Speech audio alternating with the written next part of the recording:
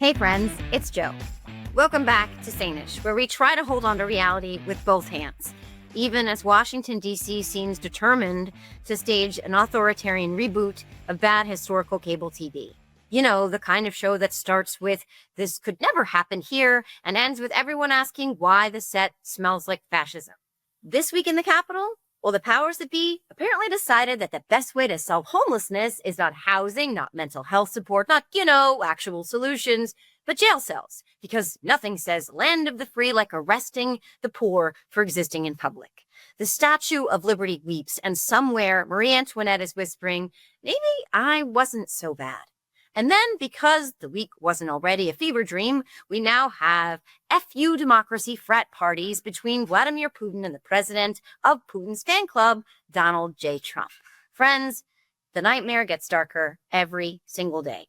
Thankfully, today we have someone on the show who doesn't just roll his eyes at this mess. He calls it out, tracks it down, and throws daylight on it. Malcolm Nance is a former naval intelligence officer, a terrorism expert, and author of multiple bestsellers, and, just to keep life interesting, a man who literally put himself on the front lines in Ukraine. When Malcolm talks about defending democracy, it's not a metaphor. It's a job description. He spent his entire career exposing extremists, explaining the inner mechanics of authoritarian movements, and warning us exactly how fragile democracy can be and how we must fight for it.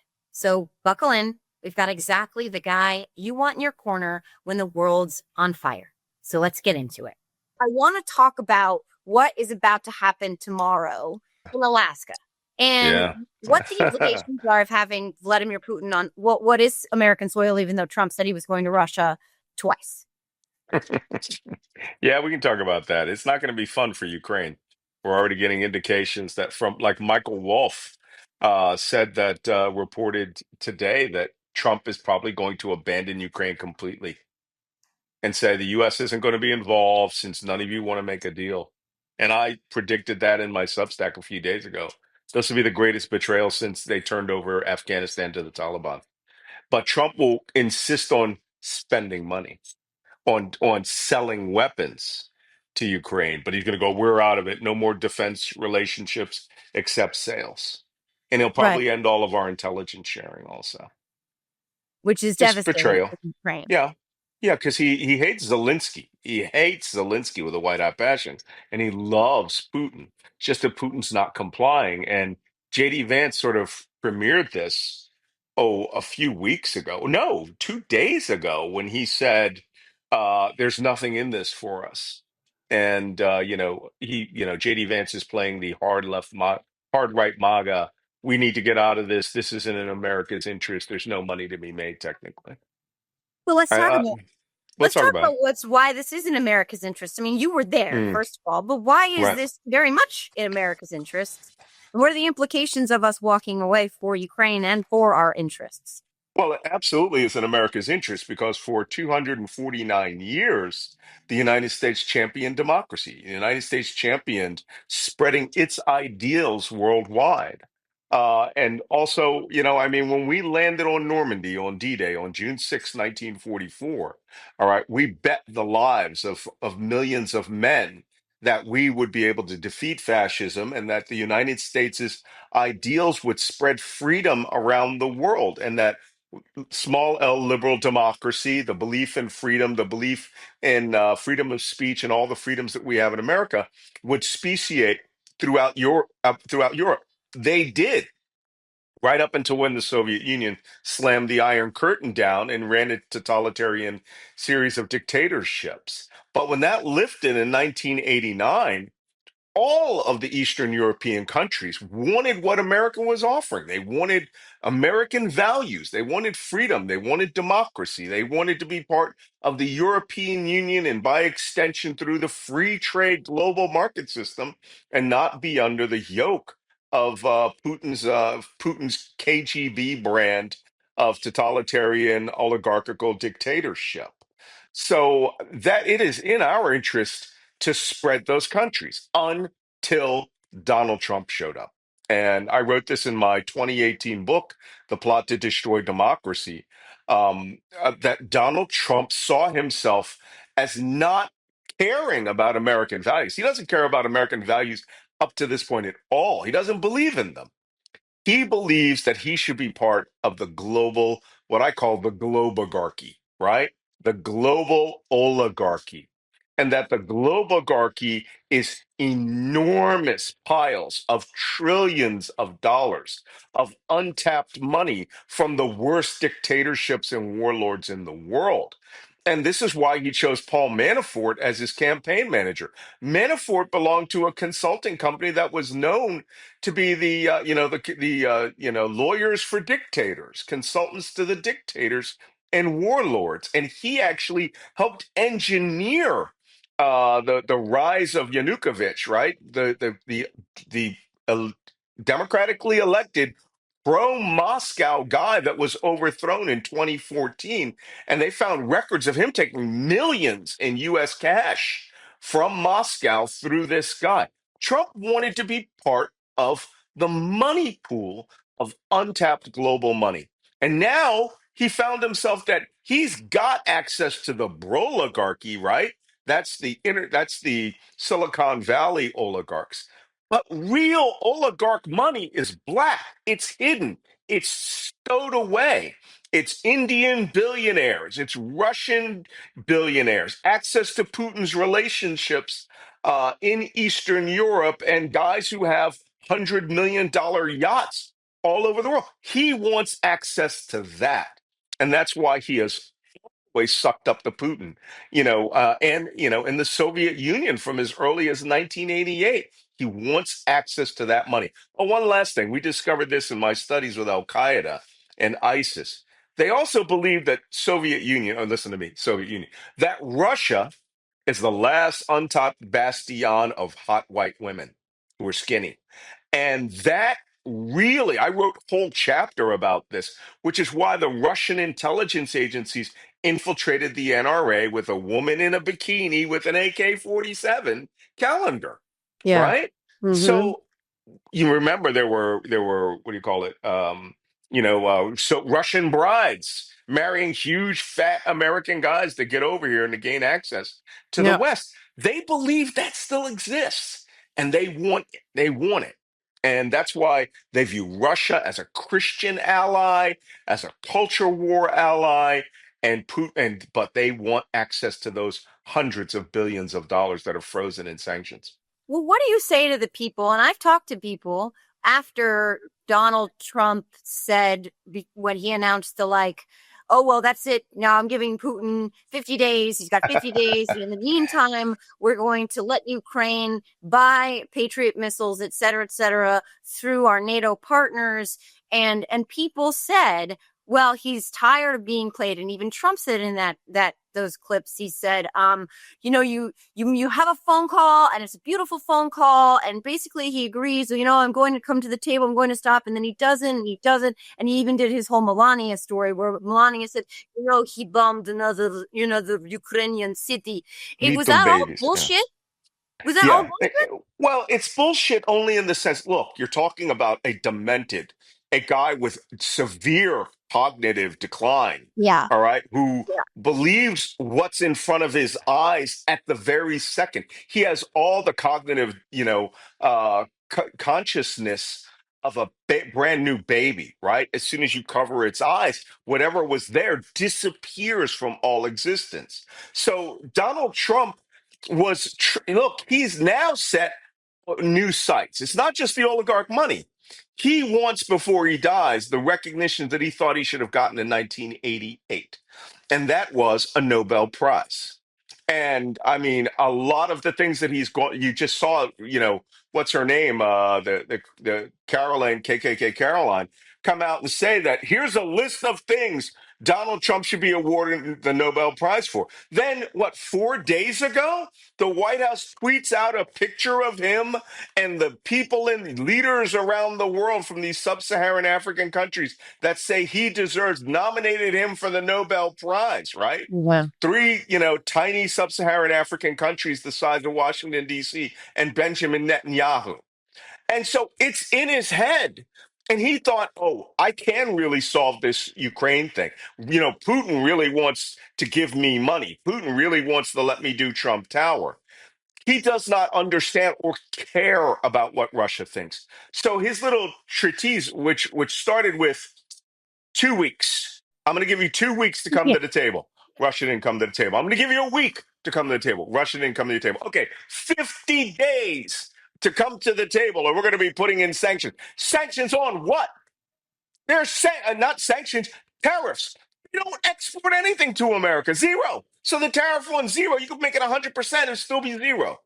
And then he drops it to 12 days. And lo and behold, at the end of that 12 days, he announces, we're going to meet next Friday in Alaska. Yeah. So Russia has played him. Vladimir Putin is a human intelligence officer, a human manipulator. And Donald Trump is so easy to manipulate because what we're seeing on the surface are ripples and lies of what is being said to Steve Witkoff, right? Who only uses a Russian Moscow's interpreter. So Moscow has reframed his entire worldview. And now Zelensky, um, the Chancellor Merz of Germany, and the French have now had a talk with Trump this week, hoping they are the last people to speak to him before he goes and meets in Alaska. My problem is, no, it's that fucking idiot JD Vance who is going to be the one who speaks to him, and he is carrying along with him the oligarchy. Peter Thiel's view of Ukraine is hostile. David Sachs's view of Ukraine is turn it over to Russia. Mark Andreessen's view of Ukraine is turn it over to Russia. And Elon Musk's version of Ukraine is it's a market I haven't been able to get my Teslas in. So let's stop the war so I can sell, cars to oligarchs and murderers of Ukrainian children. That's what I'm afraid of, is that Trump will walk in there and it'll be the JD and Trump show, and they'll just surrender Ukraine the same way they did Afghanistan, which is to negotiate something behind their back against their interest 100%, sign a deal, and tell Ukraine take it or leave it. I mean, well, They'll leave it, of course. yeah, because Zelensky's not an idiot.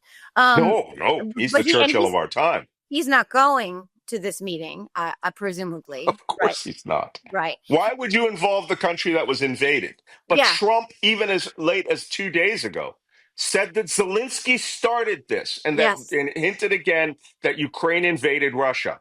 He's a moron. And you heard what Matt Whitaker, the guy who was the temporary AG in the first season of this shit show, the guy who looks like a human thumb, what he Yeah. said on the Sunday shows, where he said they were going to talk about territory that was fought for and won on the battlefield. These are the terms they're talking in. Trump said that the other day. Russia earned. We're talking about land Russia earned. Let me tell you something, Jojo. As you know, I was a Ukrainian Army Legionnaire. For the better part of a year, I was engaged in combat on the Eastern Front, bombarded, rocketed, shelled, mortared, everything. I would have slapped the ever living. Can we say naughty words on this channel? Yeah, I guess we can. I would have slapped the ever living fuck out of anybody who had the temerity, the nerve to say in front of me some stupid shit like that when I saw the invasion with my own goddamn eyes and watched 1 million Russians over the last 3 years get killed, all right, or mortally wounded. These people don't live in reality. So whatever you see come out of Moscow or the White House, same thing, right?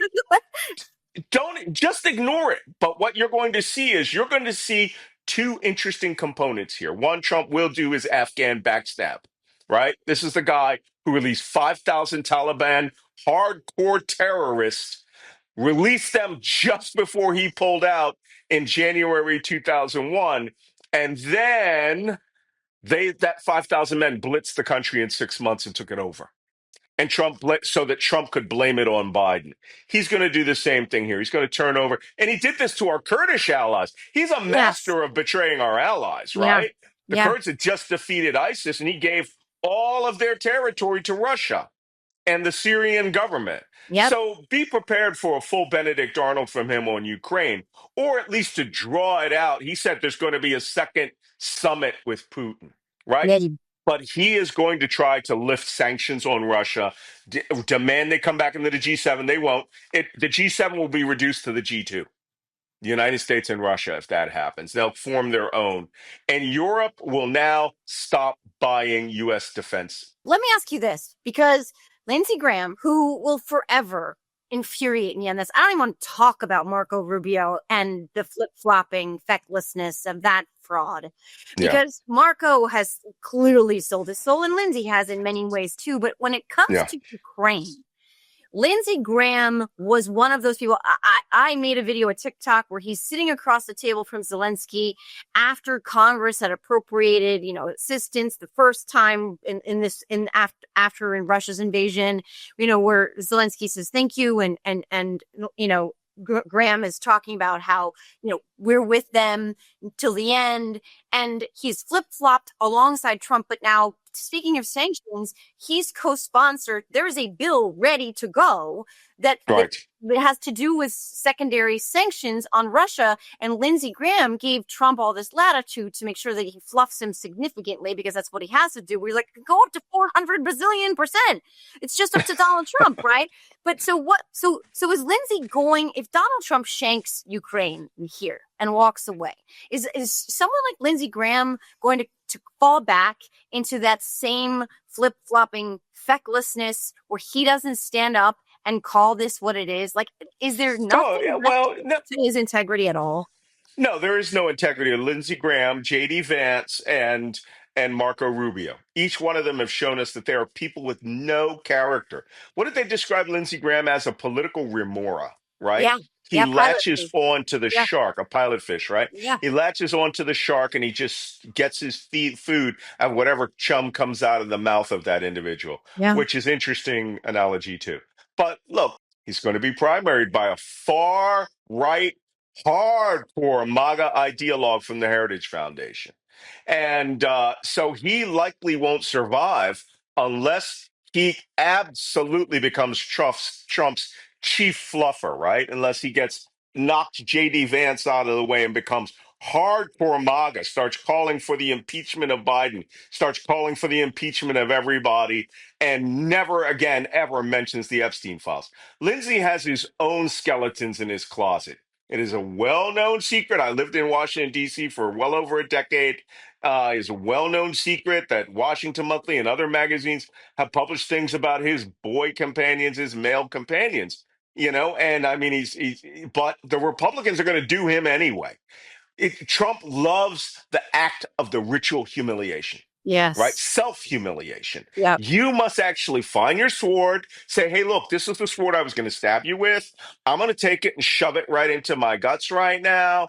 And you tell me if it's deep enough or if I'm dead enough. And while you're doing that, he will laugh with his friends at you and then take another knife and shove it in your back so that they can see what happens to traitors. I think Lindsey Graham is done politically. And I don't think there's any, but Trump will accept the orally applied suction. uh Either that image out of my mind. Last Right? yeah, Wash it out. last Here, question. let me Since have a you brought drink it of up very, water. very briefly, but I have to ask you about Washington D.C. and about Donald Trump putting the National Guard in charge of the police necessarily, like, because he's got FBI, they're patrolling.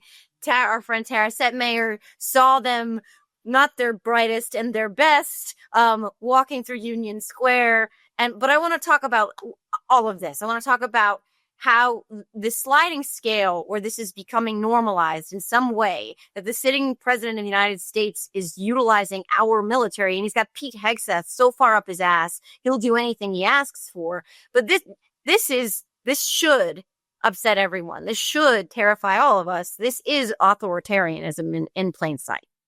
Yeah, I was on Stephanie Miller this morning, where I do every Wednesday, and then I was on Tom Hartman earlier today, and I'm going to get as upset as I was then. This is bullshit, and I blame the Democrats, the never Trumpers, and the people who like to think they're in charge of the protest movement, right? The indivisibles, the move-ons. Um, every time we have a mass protest like the No Kings rally, right? Which almost reached our 3.5% threshold for sustained resistance and revolution in the United States, they draw back.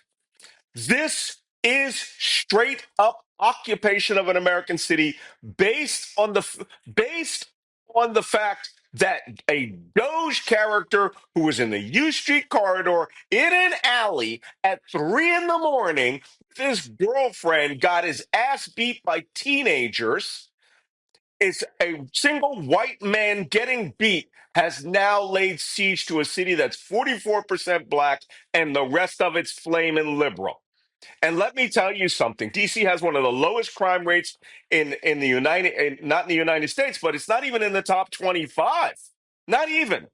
And the only areas they have high crime are in the southeast. And the cops are down there patrolling these streets. And let me tell you something. It's not about drugs. It's about black people. Trump has the belief that Washington, D.C. is a 100% black city and that it needs to be cleansed, whitewashed. And he wants to do a full New Orleans on it, right? He wants to try to get the homeless out of there so that it wouldn't be an eyesore to him. I mean, if they had their way, they would create a Potemkin village in there with, a giant movie set that has, plantations or something out in the grounds. But Trump himself, by doing this is a show of force that he intends to do everywhere. Yeah. This is for his MAGA gun loving nut. Look, I'm a gun loving guy, right? I'm a long range, shooting competitor. And let me tell you something. Those guys love the tactical of the guys patrolling the streets like it's fucking Fallujah. I've been in Fallujah. All right. I lived in Baghdad. And I'll tell you something right now. I go to DC all the time. One of the safest cities I've ever been to. I won't walk around DC like I would walk around Detroit, or any other major cities like that. But the Trump, he owns this town now. Didn't he say that he wanted to turn it over to Peter Thiel as a freedom city to have technologists come in there and take up all the housing that those black people are living in and turn it into a gentrified white capital for this guy? But one white man got beat, and we suddenly go back to the Woodrow Wilson Ku Klux Klan White House. That is my. If you were to tell me this was Burundi and this was Hutu versus Tutsi or Rwanda, it would come out the exact same way, right? This guy is arming the country. And I'm sorry to say it, some of the stuff they're doing is going to precipitate violent action. Janine Pirro said that they are arrested and charged with a felony, a man who threw a sandwich at the chest of a police officer. Felony conviction of this person. I'm sorry. My late wife was on the DC grand jury there. There's real crime that requires a real grand jury. That won't, but of course, they won't try it under them. They're going to try it as a federal offense under Janine Pirro's Yeah. chosen court. So Yeah. it's a disgrace. And my real problem is, why are liberals not hitting the streets? Why are they not protesting? As my new FAFO pack, right? FAFOPAC.org. You can go to, we're about to start a 1,000 overpass campaign. We want to start hitting the meta narrative that forces people to read our signs and talk about it for 5 to 10 minutes till they get to the next overpass. Of the 60% of this country that didn't vote, and to make angry the 31% that voted for country, or which is 40% that didn't vote. So this is very important that we stand up to this. I'm sorry, if I go to DC and I see this, I'm going to have very choice words for them, especially the National Guard members, the cops. Good friend of mine was a DC SWAT cop forever. He said that the white cops love this and the black cops are feeling humiliated. Mm. And it's an overwhelmingly black force. Yeah. This is. They I don't know if you saw this, but the Homeland Security Twitter account has been turned into like endless white nationalist propaganda. Yes. And they posted a rendering of the Capitol from 1943, I think, and it said 46, and it said we can go back.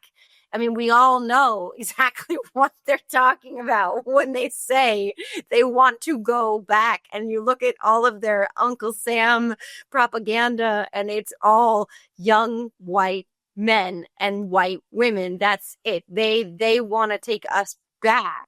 I'm going to tell you something, Joe. Look, you have a pretty wide audience, and you and I and the rest of us influencers need to start coordinating because I got in all my social media, I'm pushing 2 million followers. And I got to tell you something, the lack of communication between, the networking that used to happen with big events like the old Netroots Nation, not the new one that nobody even knows is being held, right? We just need to get everyone onto one place and have our own new Continental Congress. And we need to make clear that there's going to be a Project 2027 and what I call Restoration 2029. Yeah. And that is going to be, we should enunciate every person involved in this will be held personally accountable. And we will Yes. open up the government. We will open up the government and the Justice Department when it Yes. comes to that and say, we're going to identify what team you were on, who you arrested, and you will be identified because the law requires you to be a public servant. Yes. And that if you were one of these people who was abusing your power, you wore a mask, we're going to make it a felony, right, for a law enforcement officer to wear a mask. All right. And you have a choice. Also, the abolishment of ICE. I have trained thousands of federal law enforcement officers, maybe not thousands, but maybe close to 1,000 federal law enforcement officers. My textbook was used at FLETC, Federal Law Enforcement Training Center. I got to tell you something. We are running a Gestapo, a Geheimstaatspolizei, a secret police, a state secret police organization. That needs to not only be disbanded, but by statute, all right, be reduced to the equivalent of the GSA cops who check you in at a building, and that this cannot happen again. And we should spell all of this out. John Leguizamo said this about a month ago, that we need to have our own convention where we spell out to the American public, we are here for you, your rights, the rights of every citizen, and we defend the Constitution first, and that you're just a bunch of Nazis violating it. And that when we come back into power, all right, no matter through hook or crook, all right, we are going to recalibrate this country to its true values. And if you don't like it, you can always move to Russia. They're doing what we're doing right now. Or Belarus. There's another good place. Yeah, yeah. You can. When I said my kids were little, and my son would say he didn't like something, like he didn't like mac and cheese, I would say, "You have to move to Russia, get a job training the bears in the circus. You can't be an American. You don't like mac and cheese. You need to go." Train the bears.